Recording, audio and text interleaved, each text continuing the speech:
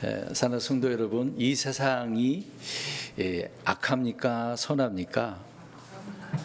악하다는 것을 알고 계시죠? 조금 더 선한 모습을 볼 수 없습니다. 물론 주님 안에서 사는 그리스도를 통하여 선한 그 빛을 비춰서 그나마 낫긴 한데, 그래도 이 세상은 악하죠. 그래서 이런 세상을 주님께서 심판하러 앞으로 오시지 않겠습니까? 이런 것을 우리가 생각해 보면 이 땅에 소망을 두고 살 수가 없습니다. 우리의 눈을 들어서 저 하늘에 계신 주님을 바라보시고 좌루나 우로 치우치지 아니하는 그런 성도의 삶을 걸어 나가야 되는 것이죠. 근데 우리가 이 세상이 악하다라고 한다면 왜 악한지를 또한 알아야 되겠죠. 그 악하다라고 하는 것을 성경에 다 기록을 해 놓고 있습니다. 죄라고 하는 것이 들어왔기 때문에 그 죄로 인하여서 이 세상이 부패하고 사람들도 부패하고 또 가지 말아야 될 지옥까지 가게 되는 그 현실들을 보게 되어지는 거죠. 그래서 지옥 가지 말라고 예수님 믿으라고 그렇게 복음을 선포하는데도 불구하고 사람들은 오히려 그 올바른 선택을 하지 않고 지옥으로 달려가는 모습들을 보게 되어집니다. 그래도 아직까지는 주님이 오지 않으셨기 때문에 기회는 있는 거죠. 아무도 멸망치 않기를 원하시는 주님께서 지금도 여기저기에서 복음을 통하여 사람들을 구원 받기를 원하고 계신다는 겁니다. 그런 일들을 저와 여러분들에게 맡겨주셨기 때문에 주어진 환경 속에서 불신자들을 만날 때 복음을 전해서 참된 빛으로 사망에서 생명으로 어둠에서 빛으로 나오게 하는 그런 복음을 잘 전해야 될 것줄로 생각되어집니다. 그런데 이 세상 사람들은 여전히 이 죄라고 하는 부분에 대해서 아무렇지 않게 생각을 합니다. 물론 세상의 법이 있어서 그 세상의 법을 어느 정도 지키려고 하는 사람도 있잖아요. 그 무시하는 사람도 있겠습니다만은, 그러니까 이 세상만 봐도 세상에 헌법이 있지 않습니까? 우리나라도 헌법과 법이 있으니까 그런 법도 두려워해야 되는 거잖아요. 특히 공직자 같은 경우에도 법을 두려워해야 되는 건데, 근데 공직자나 일반 사람들이나 이런 법을 우습게 생각하는 경향이 너무 심하다라는 것을 더 보게 되어집니다. 오히려 그런 법을 이용하는 그런 현실들을 우리가 보게 되어지는 거죠. 그래서 성경은 죄에 대해서 두려워하라고 말씀을 해두고 있습니다. 그러니까 율법이 주어지기 전이나 주어질 때나 그 이후나 계속해서 죄에 대하여 두려워해야 된다라고 말합니다. 왜 그러냐면 죄를 지으면 어떻게 되니까 그렇죠? 죽잖아요. 죄의 삭은 사망이라고 그랬으니까. 죄라고 하는 것은 우리에게 죽음이라고 하는 것을 가져다 주기 때문에 두려워하라라고 말씀을 하고 있는 것입니다. 근데 그런 면에서 이제 죄도 두려워해야 되고 율법도 두려워해야 되고 하나님도 두려워해야 되고 두려워할 것들이 얼마나 많겠습니까? 근데 두려워하지 않으니 하나님께서 얼마나 아파하시겠습니까? 우리 하나님께서 긍휼이 많기 때문에 사람들이 가지고 있는 불쌍히 여기는 이런 긍휼의 마음 하나님과 비교할 수가 없잖아요. 아무도 멸망치 않기를 원하신다. 근데 사람들은 저놈의 자식 빨리 망해버려라 그러잖아요. 악한 사람들 볼 때. 근데 하나님은 여전히 지금 기다리고 계신다는 것을 알 수 있습니다. 그럼에도 불구하고 돌아오지 않으니 얼마나 안타깝겠습니까? 하나님께서는 이런 긍휼을 아무나 다 그렇게 베푸시진 않아요.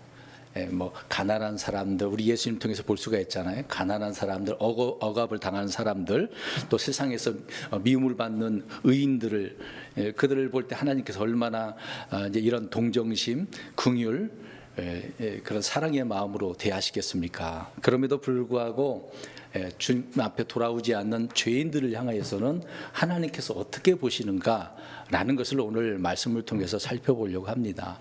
우리가 창세기 13장 오늘 13절을 읽었습니다마는 우리가 알고 있는 내용들 아닙니까? 소돔 이야기잖아요. 그 당시 먼저 롯이 가 있지 않았습니까?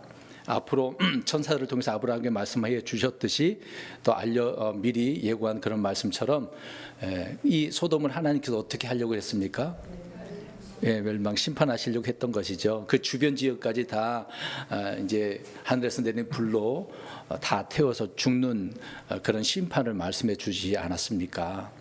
근데 가서 보니까 소돔 사람들은 하나님 이제 어떻다고 나와 있습니까? 사악하다. 악하다. 이제 사악하다는 더 악하다는 얘기잖아요. 그냥 우리 흔히 악하다라고 할 때 사악하다는 정말 나쁜 놈이다라고 이야기합니다. 영어로는 위키드라고 하는 거잖아요.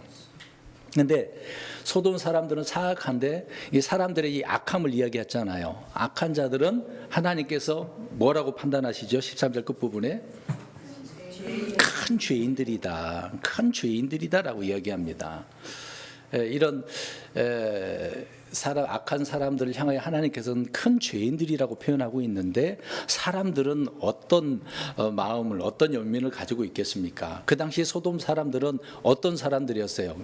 사악하다고 그랬으니까 우리가 알다시피 동성연애 하나님의 가정이 여기시는 것들 아닙니까? 동성연애뿐만 아니라 그들의 폭력도 있고 살인, 사람을 죽이는, 그러니까 동성연애 하는 자들은 항상 폭력과 살인자들이거든요. 드러나지 않아서 그렇지 실제 결과로 보면은 이런 일들을 하는 자들이라는 것을 알 수가 있습니다. 물론 동성연애자 무조건 다 살인자다라고 할 수는 없겠습니다만은 이미 그런 자들을 향하여 하나님께서는 이런 자들이라고 평가를 해놓고 있는 겁니다.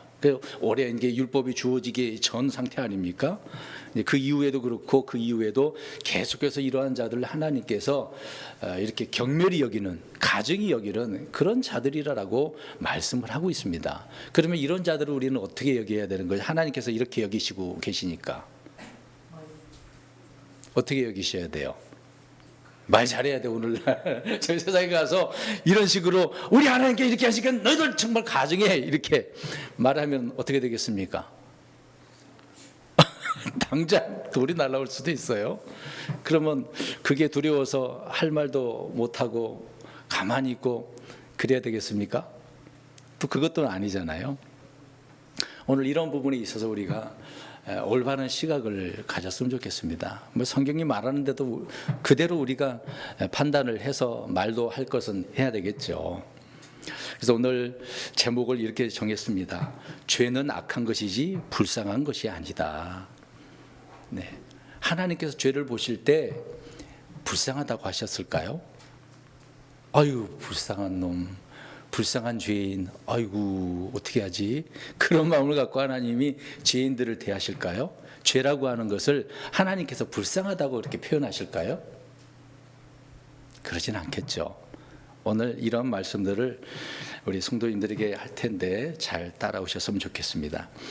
주께서 미워하시고 가증히 여기시는 것들이 있어요. 여러 번 말씀드리지만 사람을 만드신 주님께서 신격을 가지신 분 아닙니까? 하나님이 신이시잖아요. 그런 분으로서 이렇게 이성과 의지와 감정이 있는 분이에요. 신이신데도 불구하고 하나님은 그런 동정심, 감정들이 있다는 얘기입니다. 또 주님은 사랑하시기도 하는 반면에 미워하시기도 해요. 사람들이 하는 것처럼 하나님도 그런 부분이 있는 거죠. 때로는 분노하시기도 하고 질투하시기도 하시고. 그래서 이런 하나님을 우리는 바르게 알아야 됩니다. 마냥 좋은 하나님만, 좋으신 하나님 이런 부분만 알아서는 안 되잖아요. 하나님이 분노하시고 가증히 여기는 것도 우리가 알아야 된다. 주께서 사랑하시는 것이 무엇인지도 알아야 되고 주께서 기뻐하시는 것이 무엇인지도 알아야 되고 말씀드린 것처럼 주께서 미워하시고 가증히 여기는 것도 알아야 될 필요성이 우리 그리스도인들에게는 반드시 있는 거죠. 이스라엘 백성들도 그래야만 했던 것이고요. 몇 가지를 잠깐 간단하게 성경 구절을 언급하면서 말씀드리겠습니다. 하나님께서 사랑하시고 미워하시는 것이 뭐냐면 히브리서 1장 9절에 의를 사랑하시는 것이 있어요. 하나님은 옳은 것을 사랑하시는 거죠. 반면에 불법을 미워하신다라고 말씀을 하고 있습니다. 시편 5편 5절에도 죄를 미워하신다고 이야기하고 있습니다. 그 죄인들, 불법을 행하는 모든 자들이 있잖아요. 앞에서 히브리서 1장 9절처럼 불법을 하나님은 미워하시면서도 불법을 행하는 자들까지라도 다 미워하신다고 이야기하고 있습니다. 또 신명기 16장 22절에 보게 되어지면 주님께서는 사람이 이제 어떤 형상을 세우는 것, 만드는 것, 그걸 미워하시잖아요. 그래서 형상을 하늘에나 이제 하늘 위에 땅에 있는 거, 땅 아래에 있는 데다가 세워야 된다고 했습니까? 그런 것들을 가지고 어떤 형상을 세우지 말라라고 이야기하고 있는 거죠. 이게 다 가짜 마귀를 섬기는 거라고 이야기하고 있지 않습니까? 살아있지도 않는 가짜 신을 만들어 놓고 그것을 형상을 세워서 신이라고 하는 자체를 하나님께서 가증히 여기시는 거다, 미워하시는 거다라고 성경을 말씀을 하고 있는 것입니다. 그리고 신명기 12장 31절에 믿음의 사람들이 이교도의 풍습을 받아들이거나 어떤 종교 의식을 따라서 하나님을 경배하는 것 자체도 하나님께서는 원하지 않습니다. 이방인들이 이렇게 하니까 참 좋겠다, 이렇게 하면 하나님을 기쁘시게 할 것 같아. 오늘날 그런 기독교의 풍습을 보죠. 잘못된 이런 문화들이 교회 안에 들어와서 이교도들이 행하는 것을 가지고 하나님을 기쁘시게 하려고 그래요. 성경에 나와 있는 대로만 해도 하나님께 정말 기뻐하실 텐데 그 이상의 것으로 하려고 하니까 문제가 되는 거죠. 이제 바벨론 포로로 잡혀가서 돌아온 자들이 그렇게 한 거예요. 율법의 그 위에다가 더한 게 이제 사람들의 전통 구전 아닙니까? 그렇게 해서 하나님을 섬기려고 하니까 부작용이 일어났다는 얘기죠. 그러니까 지금도 많은 사람들이 그러는 거예요. 이교도의 풍습들, 세상 음악 락 같은 것도 들어오지 않습니까? 그래서 CCM을 조심해야 될 필요성이 있는 건데 세상의 것들을 가져와서 교회에서 이렇게 하면 불신자들 많이 전도하게 될 거라고 생각을 해서 다양한 프로그램들을 사용을 하게 되어지는 거죠. 근데 그러다 보면은 사람들이 몰려오긴 합니다. 근데 그게 중요한 게 아니거든요. 성경에 올바르게 그 인식을 갖고 해야 되는데 그렇지 않으니까 하나님은 그런 방법을 쓰는 것 자체를 원하지 않습니다. 성경이 원하는 대로 그렇게 기록된 대로 하라고 말씀하고 있는 거죠. 또 시편 11편 5절을 보니까 하나님은 사악한 자와 폭력을 사랑하는 자를 미워한대요. 그러니까 폭력 자체도 문제지만 그것을 사랑하는 사람들이 있단 말이죠. 이런 악을 즐기는 자들이 있어요. 남의 고통을 막 기뻐하고 즐거워하는 자들이 있잖아요. 그런 사이코패스 같은 사람들 있지 않습니까? 세디스트라고 표현하지 않아요? 남의 슬픔을 막 기쁨으로 여기는 사람들 얼마나 많아요. 그런 사람들이 많습니다. 그러면서 남에게 이제 그런 일들을 벌여놓고 웃잖아요. 막 즐거워서 막 깔깔대고 웃어요. 재판장 판사 앞에서도 자기가 이제 사람을 죽여놓고 실실실 웃는단 말이죠. 그런 사람들이 있어요. 하나님 그런 사람들을 미워하신다고 이야기합니다. 시편 45편 7절에도 악을 미워하신다. 계속 이제 반복적인 부분이긴 합니다만은 이사야 61장 8절에 보니까 주님께서는 동기와 목적이 아무리 선하다 하더라도 그 잘못된 방법이 있다고 한다면 악하다라고 하는 것입니다. 앞에서 좀 부중복될 수도 있겠습니다만은 이사야 61장 8절을 보니까 번제 헌물을 하나님 앞에 하기 위해서 강도짓을 하는 내용이 나옵니다. 여러분 생각해 보세요. 이스라엘 백성들이 이제 번제 헌물을 드릴 때 그 헌물이 없어. 근데 이제 그것을 가지고 이제 하나님 앞에 먼저 헌물을 드리고 싶은데 자기 것으로 해야 되잖아요. 없으면 없는 대로 하면 되지 않겠습니까? 근데 남의 것을 훔쳐서 강도지, 남의 것을 빼앗기도 하고 훔치기도 했어요. 이제 강도니까 빼앗았겠죠. 남의 것을. 그것을 하나님께서 원하지 않는다는 거예요. 하나님의 영광이라고 거기다가 이제 치부해서 갖다 붙여가지고 그렇게 해놓고서 나 하나님 앞에 이렇게 드렸어. 이게 올바른 거냐 이 말입니다. 어떨까요, 여러분? 생각해 보세요. 올바른 것입니까? 이것을 지금의 우리와 연관시켜서 저와 여러분들이 오늘 주의 첫날 일요일 날 이렇게 나와서 하나님께 경배드리고 있습니다. 그러면 정직하고 올바른 마음을 가지고 하나님을 섬긴다라고 한다면 정말 좋은 일이지만 근데 우리 마음속에 세상에서 악한 짓을 다 해놓고서 어느 이 자리에 참석하면 하나님께서 영광을 받아주시겠지 이런 생각을 한다면 어떨까요? 하나님께서 이 예배를 경배드리는 시간을 기뻐하시겠습니까? 전혀 그렇지 않겠죠. 이제 그 사람에 대한 것은 받지 않지 않겠습니까? 또 말라기서 2장 16절을 보면 아내를 버리는 것 자체도 하나님은 미워한다. 주신 대로 살아야 된다고 이야기하고 있죠. 이제 그런 내용들을 잠시 말씀드립니다. 그리고 계시록 2장 6절에 보면 니골라당의 행위를 미워한다라고 이야기합니다. 니골라당의 그 행위는 성직자 체계를 말하는 거예요. 이제 성직자의 어떤 계급을 말하는 거죠. 그 종교 안에 높은 놈이 있고 중간 놈이 있고 낮은 그 계급에 있는 것처럼 그렇게 해서 하려고 하는 자체를 하나님이 싫어한다고 미워하신다고 말씀합니다. 그래서 계시록 2장 15절에는 그런 니고달랑의 그 교리 불법을 행하는 자들, 붙잡는 자들을 미워하신다고 이야기합니다. 그런 교리로 그걸 붙잡고 있다라고 하는 그런 표현인데 그러한 자들을 하나님께서 미워하신다. 이거 원래 카톨릭이 그러는 거고 카톨릭에서 나온 개신교가 그대로 따라하는 경우가 많이 있는 거죠. 이제 그런 자체를 하나님께서는 미워하신다라고 말하고 있는 것입니다. 그래서 이것을 생각해 보면 몇 가지 말씀드렸는데 하나님은 이렇게 미워하고 계셔요. 근데 이런 것들을 이제 그런 걸 행하는 자들이 이제 죄인이고 악하지 않겠습니까? 이런 것들을 우리가 바라볼 때 아유 불쌍한 놈, 불쌍해서 저래. 이런 마음을 가져야 되느냐 지금 그 얘기를 하고 있는 거예요. 어떻겠습니까? 그런 사람들이 우리 주변에 있을 거 아니에요. 그럼 그런 사람들이 불쌍해 보이시냐 이 말입니다. 왜 대답을 못하세요? 계속 답을 드리면서 말씀을 드리고 있는데 불쌍해서는 안 돼. 이거 불쌍하다고 표현할 수 있는 게 아니란 말입니다. 회개하고 돌아오고 주님 용서해줘. 그러면 불쌍히 여긴다고 하나님 말씀하고 있는데 돌아서지도 않고 계속 이런 악한 짓을 하는 사람들 그 악 자체를 하나님은 미워하신다고 말씀하고 있기 때문에 우리는 그것을 불쌍히 여겨서는 안 된다. 그 얘기를 지금 말씀드리고 있는 거거든요. 성도 여러분, 죄인들의 특징은 자신이 이렇게 믿고 있는 것을 죽도록 붙잡고 있는 거예요. 니골라당의 교리를 붙잡고 있는 것처럼 계속 뭔가 잘못된 것을 붙잡으면서 하나님 나 사랑해 그런 사람 있단 말입니다. 그래서는 안 되는 건데 그런 사람을 하나님께서 기뻐하실 거라고 생각해서는 안 되는 거죠.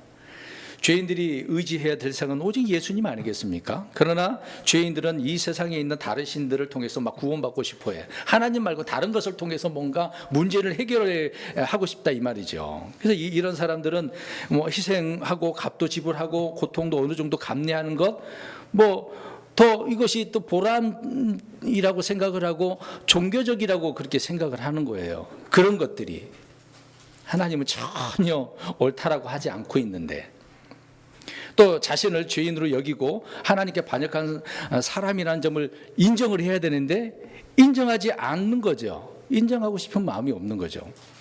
구원을 위해서 예수 그리스도 한 분께 자신을 던지고 그렇게 살아가야 되는데 그렇지 않는 거. 이런 사람들이 그렇다는 얘기예요.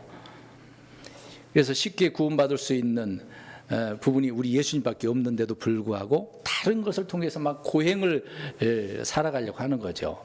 여러분 고행이 좋겠습니까? 고난, 고행, 막 억지로 막 이런 고행의 길을 걸어가는 사람들이 있잖아요. 특히 저 이슬람이나 어떤 불교나 그렇잖아요. 불교가 고행 철학이거든요. 그래서 그들은 어떤 뭐 성지로 가려면은 거기까지 어떻게 갑니까? 그렇죠. 계속 절하면서 걷고 절하면서 걷고 어떻게 그럴 수 있냐고요. 이 한국에서 저기 인도까지 가려면 어떻게 되겠습니까? 가다 죽을 것 같은데요.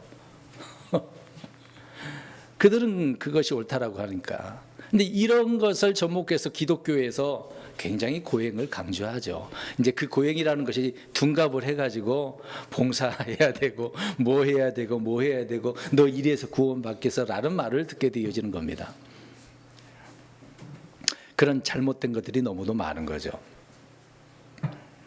이제 이런 잘못된 것들이 다 무너지고 부서져야 되지 않겠습니까?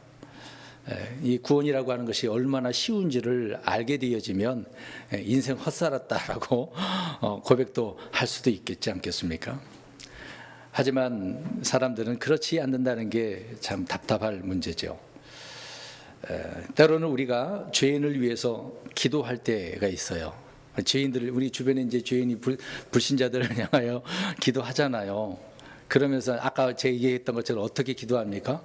특히 나 자신을 위해서도 우린 그런 표현도 저도 해봤었습니다. 몰랐었을 때 하나님 이 불쌍한 죄인을 이렇게 불쌍한 죄인 앞에서 뭐라고 그랬어요? 죄인 악을 행하는 자는 하나님께서 불쌍하다고 안 한다고요. 미워하신다고요. 그런데 우리는 스스로가 이 불쌍한 죄 물론 회개할 때 그런 표현을 하는 부분도 있겠지만 우리가 이런 표현 기도할 때 이제 문제가 있다는 얘기죠. 오류를 범할 때가 있습니다. 이제 죄인을 위해서 기도할 때 불쌍한 죄인의 입장에서 그들을 위해 이제 기도하는 문제가 있는 거죠. 하지만 말씀드린 것처럼 성경에서는 불쌍한 죄인이라는 용어를 기록을 한 적이 없어요. 그런 말로 사용된 적이 없습니다.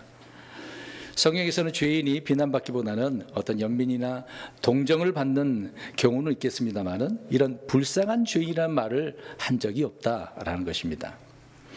예수님께서는 마음 한가운데 죄인들에 대한 연민을 가지고 계셨잖아요. 앞에서 처음에 얘기한 것처럼 가난한 사람들, 업신여김을 당한 사람들, 억압당하는 사람들, 그 당시에 로마가 점령해서 다스리고 있었으니까 또 유대인들, 바리새인들, 종교 지도자들을 통해서 얼마나 고통을 많이 받았겠어요. 이제 특히 사마리아 사람들도 그런 것처럼 천대받는 그런 사람들을 얼마나 불쌍하고 또 연민을 가지고 대하셨겠습니까? 죄인들이 자기 고집대로 하고 완고하여서 하나님의 영원한 그런 진노의 상태에 머무르고 있는 것을 보실 때 주님의 마음 가운데는 이런 동정심을 갖고 계셨던 것은 분명한 것이죠. 그러나 주님은 이들이 정말 구제불능의 불쌍한 처지에 놓여가지고 그런 처지 때문에 연민을 느끼셨다? 그런 건 아니죠. 또한 죄인들이 불쌍한 존재로 지음을 받았다라고 하는 것을 그런 식으로 하나님께서 언급한 적도 없고 기록한 내용도 전혀 성경에는 나오지 않습니다. 그러니까 예수님께서 이 땅에 오셔서 본격적으로 복음을 전할 때 그런 사람이 너무도 많았어요. 신분이 있고 어떤 권력을 잡는 자들은 상위권에 있잖아요. 그 나머지들은 천민들은 얼마나 고통 가운데 살았겠어요. 그래서 야 너희들은 그렇게 태어났어 라고 말하신 적 있나요? 그런 건 없는 거죠. 그렇게 살고 싶어서 그렇게 됐겠습니까? 저희 여러분들이 지금 환경이 어려워서 어렵게 태어나서 그렇게 살고 있는 겁니까? 그렇게 생각하면 또 잘못된 거죠. 이게 생각을 좀 우리는 바르게 해야 됩니다. 여러분, 죄인을 사악하다라고 보지 않고 불쌍하다라고 보는 그런 시각은요, 죄에 대한 의식을 가져다 줘야 되는데 그러기보다는 불운하다. 그러니까 저 사람 죄인인데 불쌍해라고 할 때는 불운하다. 내 운이 없어서 그래. 나 이렇게 태어날 수밖에 없어서 그래. 이제 그런 시각을 그런 마음을 심어준다는 얘기죠. 죄인을 향하여서. 우리가 복음을 전할 때 불신자들 믿지 않는다고 생각해 보면 그런 자들이 불쌍해 그러면은 듣는 자 입장에는 이런 어떤 불운하다라고 하는 그런 마음을 갖게 해준다는 얘기죠. 그래서 결과적으로 죄인들이 그런 말을 들을 때 회개하겠습니까? 나는 불운하게 태어나서 그래. 환경이 이래서 그래. 어쩔 수 없어서 변명하고 다른 말로 스스로 자기 자신을 안심시켜주는 거죠. 그런 일들을 그런 효과밖에 못 드러나게 하는 거죠. 그러니까 죄인을 불쌍히 여기면 듣는 자의 입장에는 그런 생각을 가질 수 있다는 얘기죠. 근데 우리는 그런 생각을 갖도록 해야 돼요, 하지 말아야 돼요? 지금 계속 이야기하는데 이해를 못하면 안 돼요. 지금 그렇게 해서는 안 된다라고 이야기하고 있는 겁니다. 당신 죄인이야. 죄 지으면 어떻게 돼요? 죽어. 사망이야. 지옥 가. 가지 말라고. 그래서 예수님 믿어야 돼. 단호하게 죄에 대한 인식을 집어넣어줘야 된다고요. 당신은 죄인이라고 라고 말이죠. 근데 불쌍해. 어떻게 하지? 하나님, 저 불쌍한 죄인, 물론 구원해달라고 할 수는 있겠죠. 근데 불쌍한 죄인이라고 하면 안 된다고요.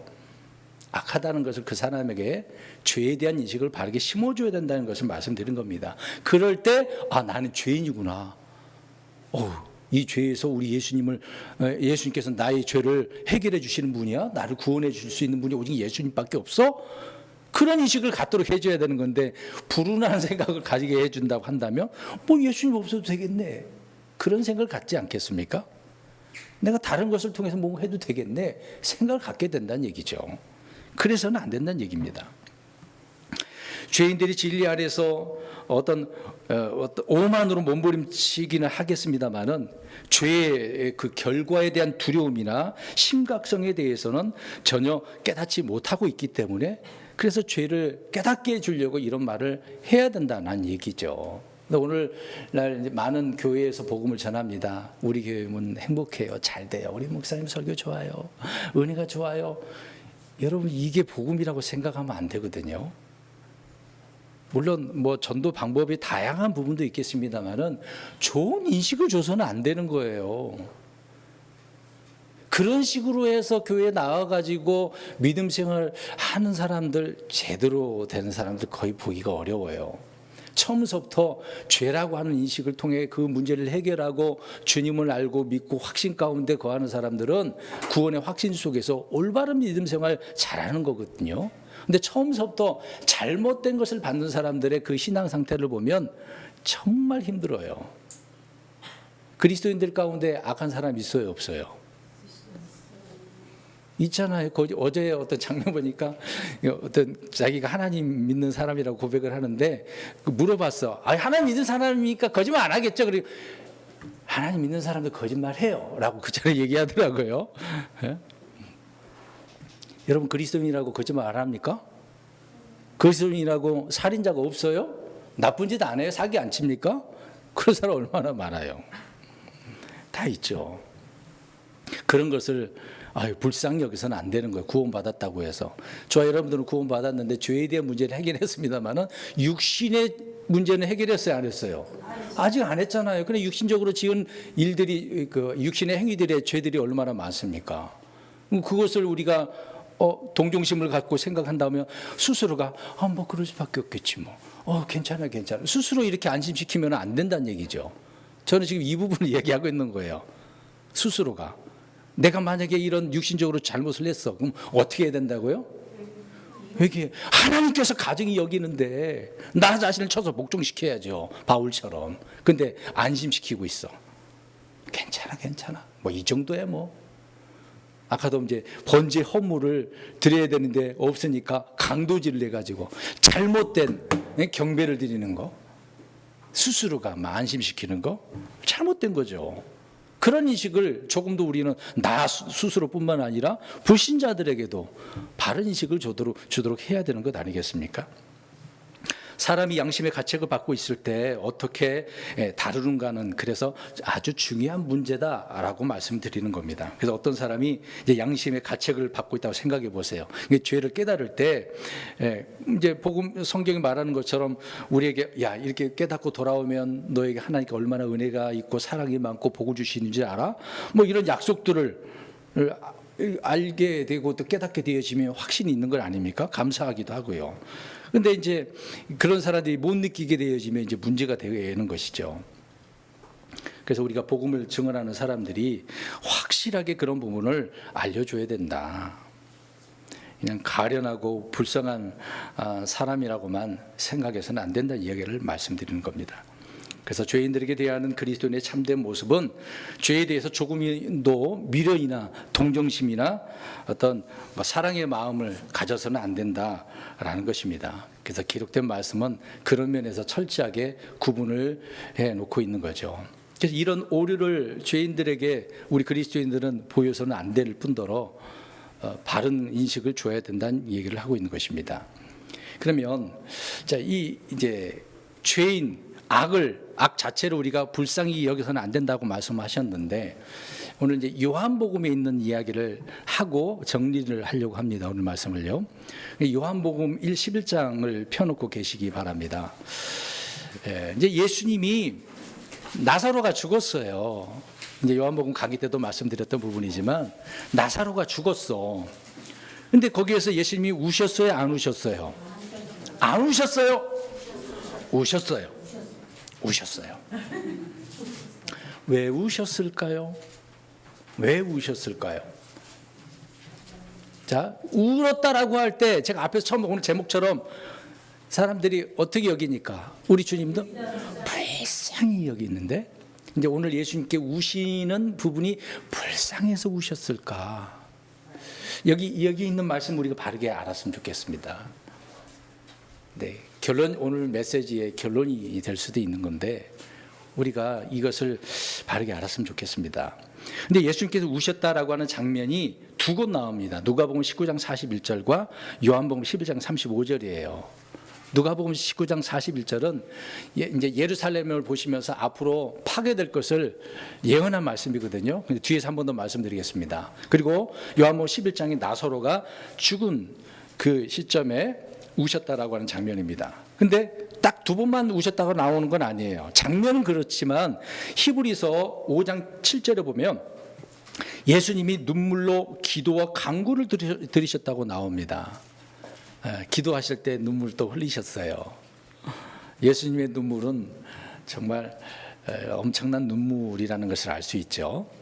자, 그러면 사람들이 질문을 할 거예요. 앞에서도 말씀드린 것처럼 왜 우셨을까? 사람들은 다양하게 자기 생각을 가지고 말들을 하겠죠. 각기 그럴듯한 어떤 추측과 상상을 가지고 자기 경험에 따른 감정이입을 거기다 넣어서 이랬을 거다, 이래서 울었을 거다. 그러니까 항상 우리는 오리에 빠지는 겁니다. 성경 앞뒤 문맥을 잘 봐야 돼요. 거기에 다 나오거든요. 성경 본문을 오늘 앞뒤로 읽어보면 그 이유가 분명히 나오는데, 사람들은 나사로가 이제 죽었다고 하죠. 그러니까 보세요. 이제 죽어서. 저와 여러분들 주변에 지금 장례 치르는 경우가 있잖아요. 가족들이 죽으면 어떻습니까? 눈물이 나요, 안 나요? 안 날 수가 있나요? 당연히 나지. 꾹 참고 있을 수도 있겠지만 정말 눈물 나죠. 아무튼 나사로가 죽었어요. 근데 사람들은 나사로가 죽어서 슬프잖아요.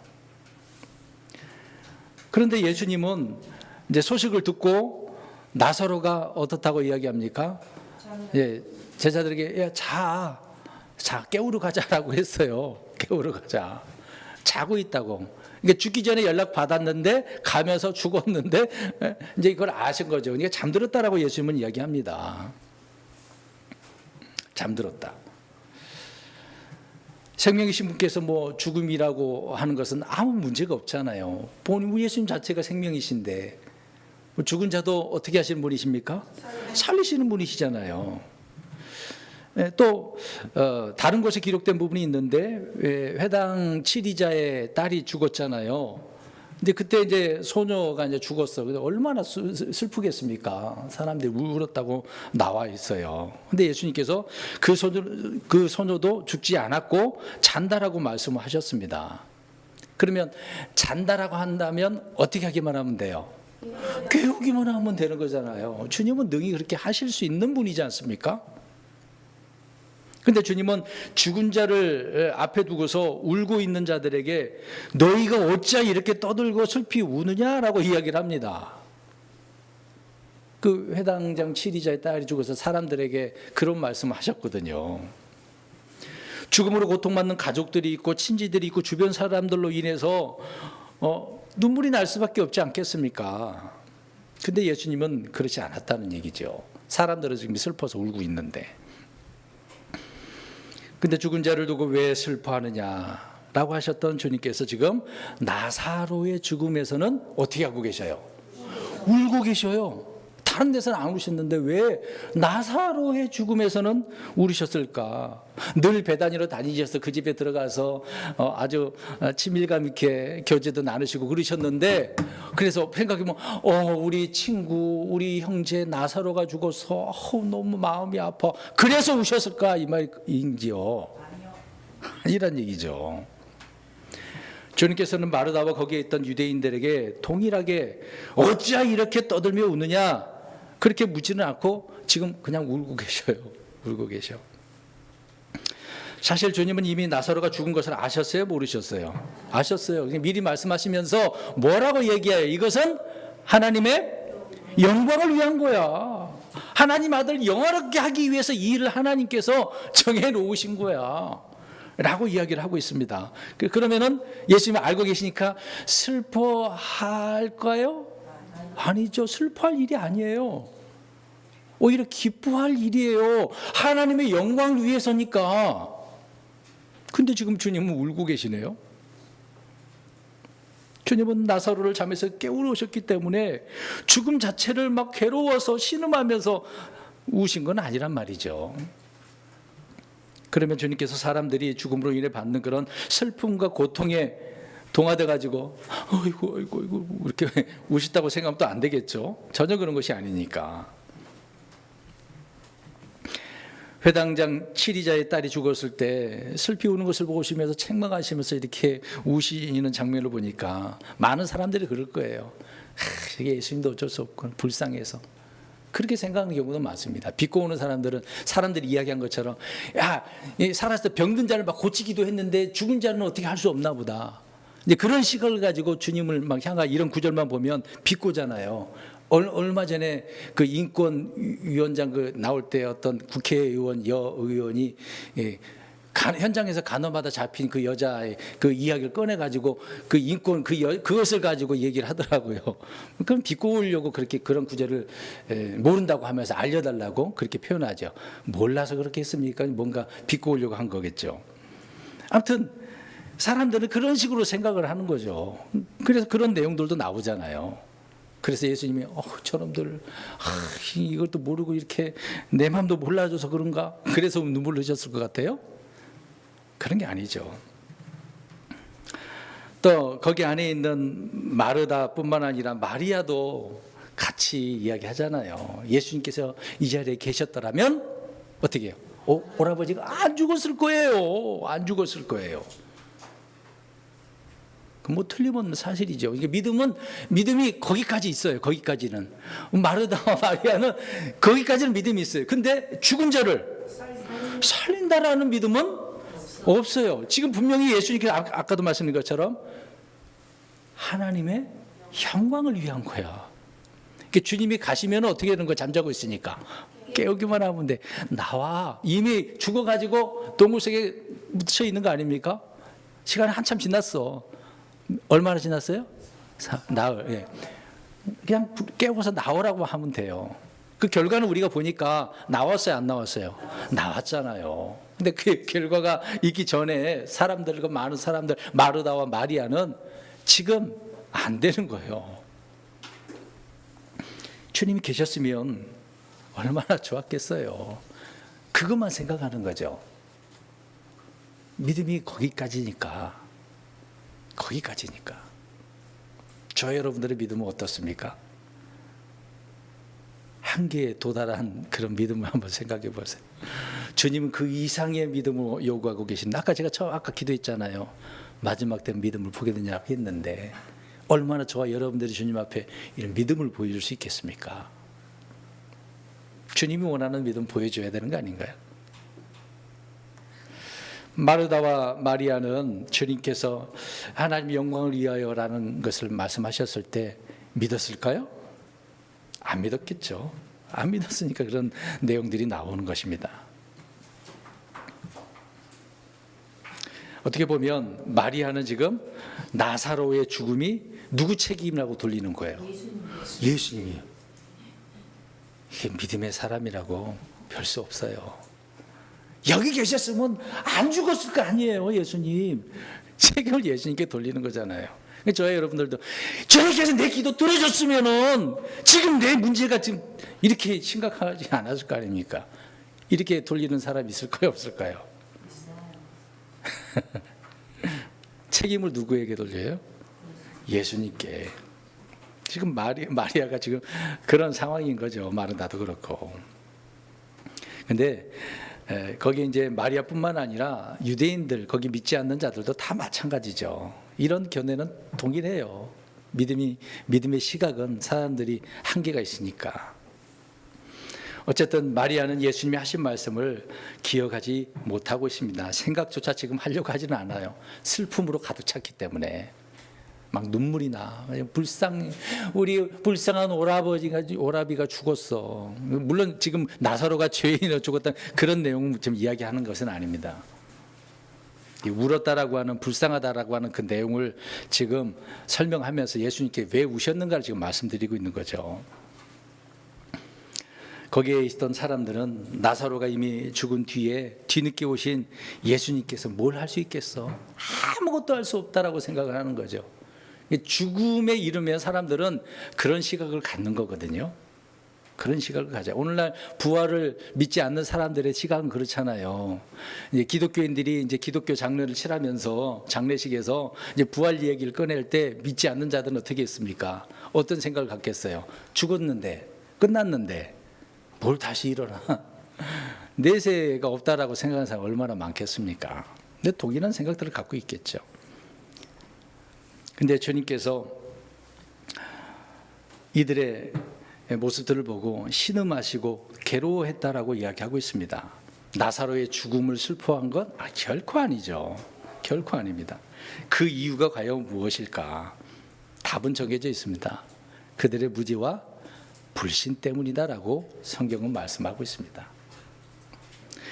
하나님이 영광을 위한 병이고 주님께서 영광을 받으실 것이라는 이런 사실을 믿어야 되는데, 이런 말들은 믿지 않는 그들에게 아무런 위로가 되지 않아요. 힘이 안 돼요. 나중에 이제 마르다와 마리아는 나중에 부활할 거라는 생각을 알고 있었지, 지금 당장 예수님께서 살아나게 하신다는 것을 믿었어요, 안 믿었어요? 안 믿었다는 얘기죠. 그러니까 지금 하나님이 영광을 위한 거야. 위로가 되겠냐 이 말이에요. 어떻겠습니까? 우리가 장례식장에 가가지고 이런 말로 하면은 당장 위로가 안 될 수도 있어요. 죽은 사람 앞에 얼마나 슬프겠습니까? 근데 앞으로의 일을, 부활을 생각해 보면 위로가 돼요, 안 돼요? 되죠. 우리 그리스도인들에게는 그런 말 들을 때마다 위로가 되는 거죠. 그러나 거기에 있는 사람들은 주님의 말씀을 믿지 않았고, 또 우리 주님이 누구인지에 대해서 알지도 믿지도 않았기 때문에, 그들의 무지와 불신 때문에 주님께서 괴로워하시고 신음하시고 눈물을 흘리셨다라고 하는 것입니다. 아무튼 거기에 있는 사람들은 불신 때문인 거죠. 불신. 믿지 않아서. 자, 우리 요한복음 11장 37절 38절 두 구절 읽겠습니다. 요한복음 11장 37절 38절 중요한 내용이 나와 있어요. 두 구절 있습니다. 시작. 그들 중에 어떤 이들은 이르되 눈먼 자의 눈을 열어준 이 사람이 바로 이 사람을 죽지 않게 할 수 없었느냐 하더라. 그러므로 예수님께서 다시 속으로 신음하며 무덤으로 가시는데 그것은 동굴이며 그 위에 돌이 놓였더라. 사람들은 지금 이 사람은 죽지 않게 할 수도 있었을 텐데 이미 죽었으니까 아무것도 할 수 없다는지 그런 얘기를 하는 거잖아요. 이제 이 모습을 보시면서 38절에 예수님께서 무덤으로 어떻게 가셨어요? 어떤 마음을 가지고? 다시 속으로 신음했다라고 이야기하잖아요. 다시. 그러면 앞에 있는 우셨다라고 하는 것이 또 이 같은 장면이라고 우리가 알 수가 있겠죠? 그러면 37절에 이런 말들을 했으니까 앞에서 말씀드린 것처럼 이들이 지금 어떠한 상태예요? 무지하고 불신했기 때문에. 그래서 우신 거예요. 그러면 앞에서 조금씩 설명드린 내용이 불신자는 죄인, 그걸 불쌍히 한 연민을 가지고 우리가 그렇게 생각하면 안 된다는 얘기죠. 뭐 때문에 울어야 되는 거예요, 우리가? 불신 때문에, 무지함 때문에. 그런 불쌍한 마음을 가지면 저 사람 구원해달라고 하면 좋은데, 아예 그 자체를 불행하다라고 하는 표현으로 해버리면 그런 표현은 잘못된 표현이다 라고 말씀드리는 겁니다. 아무튼 38절에 예수님이 다시 신음했다, 다시 속으로 신음했다라고 하는 그 이유를 분명하게 불신이라고 이야기하고 있는 거죠. 생명이요 부활하신 주님을 앞에 두고 마리아를 비롯해서 유대인들은 이렇게 죽음에 슬퍼하고 죽은 자로 울고 있었지만 주님은 그들의 불신 때문에 우셨다라고 하는 것이죠. 하나님의 아들이신 예수님이라도 사람의 병은 해결할 수 있지만 죽음은 해결할 수 없다. 오늘날 많은 그리스도인들이 이 문제를 우습게 생각을 해요. 특히 이 기독교라고 하는 이제 개신교가 되겠죠. 거기에 많은 신학자들이 이런 식이에요. 성경을 인문학적으로, 사회학적으로, 문화적으로 접근하다 보니까 많은 말씀들이 나오면은 이런 놀라운 일이잖아요. 뭐 초자연 현상적인 표적 기적들이 나타나지 않습니까? 특히 죽은 자를 그 자리에서 살려낸 자체도 놀라운 일이잖아요. 이런 것을 볼 때 교묘하게 자기가 안 믿지만 말들을 교묘하게 돌려서 이야기합니다. 그래서 신학자들 조심하셔야 되거든요. 신학교의 신학자들은 성경을 믿는 자들이 아닙니다. 신학을 믿는 자들이지 성경을 안 믿는 자들이에요. 그들이 보는 개역 성경도 안 믿는다고요.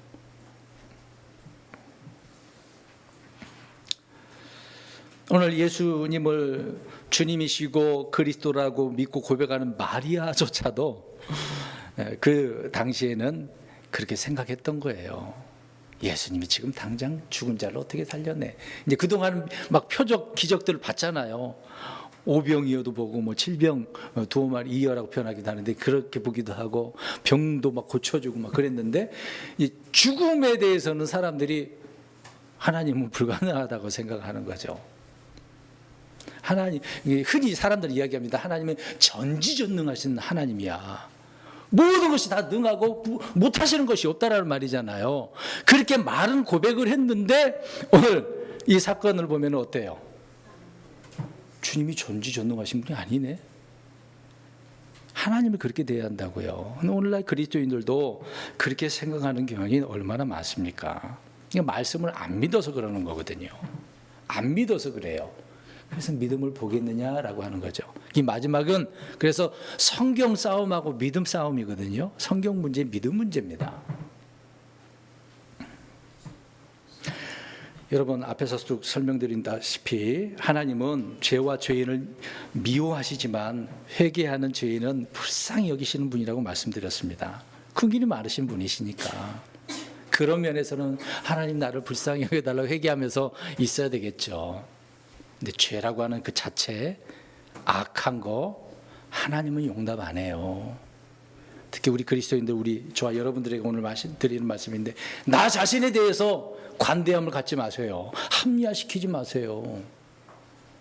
하나님이 미워하고 가증히 여기면은 나 자신에 대해서, 죄에 대해서, 육신의 일들에 대해서도 바울처럼 쳐서 복종시키고 그렇게 죄를 안 지으려고 최선을 다해야 되겠죠. 결론적으로 말씀드립니다. 성도 여러분, 죄를 불쌍히 여기지 말라고 말씀드립니다. 오히려 미워하십시오. 복음을 전할 때 욕을 얻어먹더라도 불쌍한 죄인이라고 하면서 죄인에게 어떤 불운이라고 하는 의식을 주어서는 안 된다고 분명히 얘기했습니다. 오히려 죄에 대한 그 심판이 얼마나 무서운지를 강력하게 전하시기 바랍니다. 또 아울러서 나 자신에게도 육신의 그런 행위들, 육신의 죄들 용납하지 마세요. 용납하지 마세요. 저와 여러분의 불신으로 인해서 주님이 오신다고 한다면 어떻게 하시겠습니까? 주님이 우셨대요. 우리의 불신 때문에. 그럼 어떻게 하시겠습니까? 할 말이 없네요. 그렇게 우시기 전에 우리가 먼저 나 자신을 문제를 깨닫고 주님을 올바르게 섬기는 저와 여러분들이 되시기를 주의 이름으로 축원드립니다. 아멘. 기도하겠습니다.